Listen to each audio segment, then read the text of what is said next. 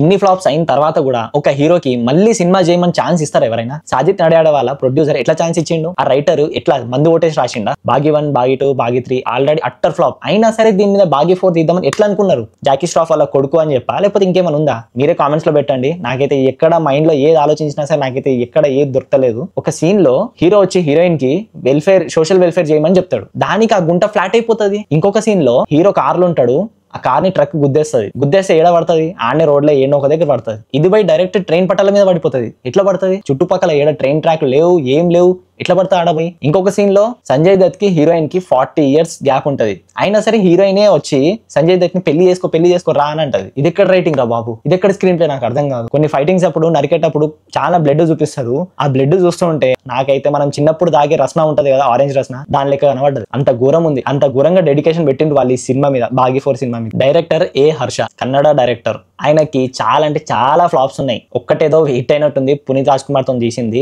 మిగతా అన్ని ఫ్లాప్స్ ఉన్నాయి. ఆయనని సౌత్ ఇండియన్ డైరెక్టర్ ని బాలీవుడ్ లో తీసుకొచ్చి ఏదో హిట్ కొట్టేస్తున్నాం, ఏదో చేసేస్తున్నాం అని అనుకున్నారు. ఆయన్నే బోర్ల పడ్డారు. ఇక చూస్తారా చూడారా అనేది మీ ఇష్టం, మీ మీదనే వదిలేస్తున్నా.